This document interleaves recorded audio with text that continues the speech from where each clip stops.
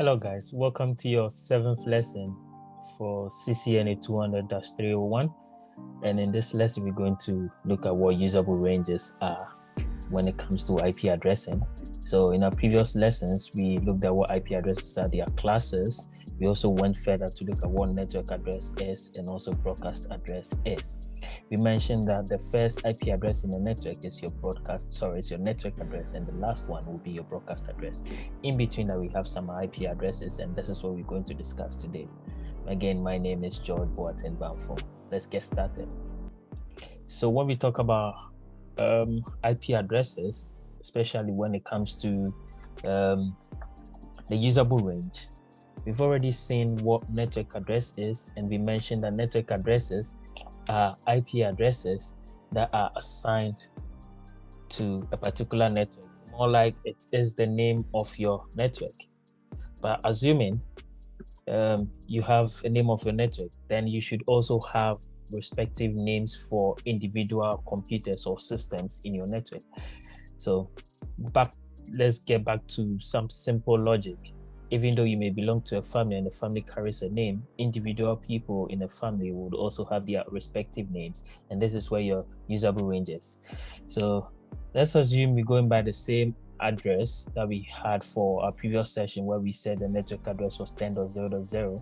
Again, what we're doing is we're building on our previous knowledge, so we're not doing anything different from what we've done in the previous session. If you have any difficulty, I will recommend the previous lessons to you to get familiar with what we're discussing now.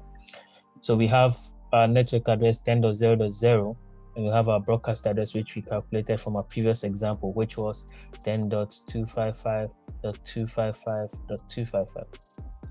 So when we talk about usable range, we're talking about the IP addresses that can be given to individual machines, and these IP addresses are more like the identity of these machines. It's like your name.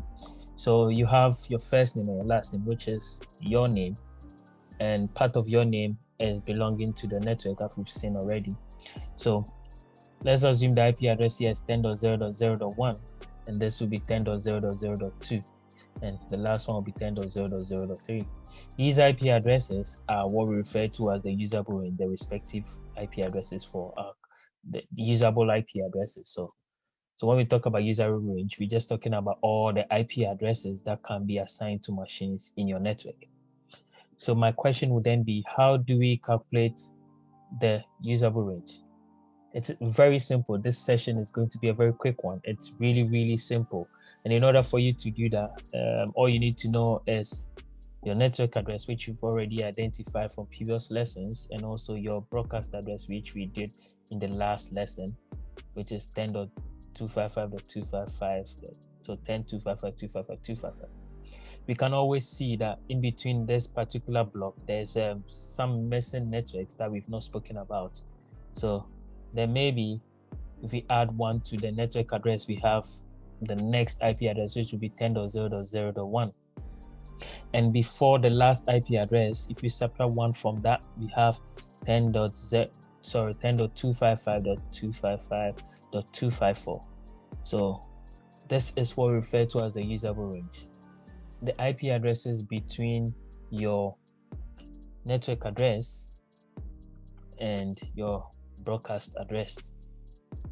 So they are IP addresses that can be assigned to machines that need to communicate with each other within a network or with outside the network.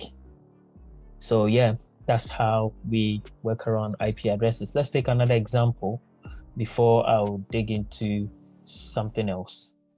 All right, so let's assume you have the IP address. We're not going to work out how network addresses are because we already know how to do that in the previous lesson. So let's say we have another IP address. This time around, we're using 192. So we're going with 192.168.1.0 as our network address. This is a class C. So yeah, this is our network address. And if you want to find our broadcast, this is not a lesson for broadcast, but this is a quick one on that. So for you to find your broadcast, you need to, first of all, find your network address and also your wildcard mask. Fortunately for us, we know our network address, so we need to just find our wildcard mask, which is the global subnet mask, all 255s, against our subnet mask for this particular network, which being class C, so it's going to have 255.255.255.0. So we subtract that from that, we have 255.255. The next one will also be 255, and then our 0. Once we do this, we have 0.0. So it's subtraction 0.255, and this will be your wildcard mask. Again, as we mentioned, in order to get a broadcast, you need to add the two numbers. So doing so, we have 10. Going back to 10, but we're using 192. So 192.168.1.0 as your network address. And for your wildcard mask, you have 0.0.0.255. When we add them, we have 192.168.1.255 as our broadcast address. So finding our broadcast address, we get this particular IP address. That's really good.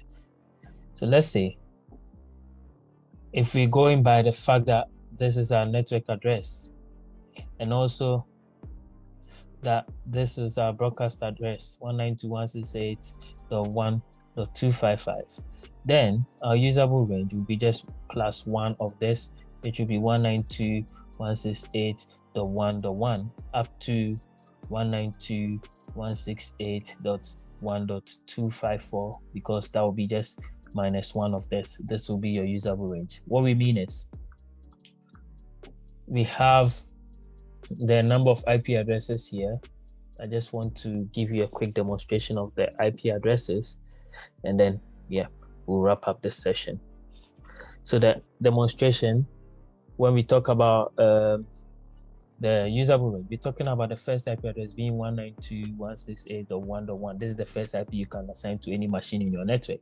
The next one will be 192.168.1.2 up to 192.168.1.254. So technically we have 254 IP addresses that we can assign in this particular network block 192.168.1.0 network. All right. So this will be all for this particular session. As I promised you, it was going to be a very quick one.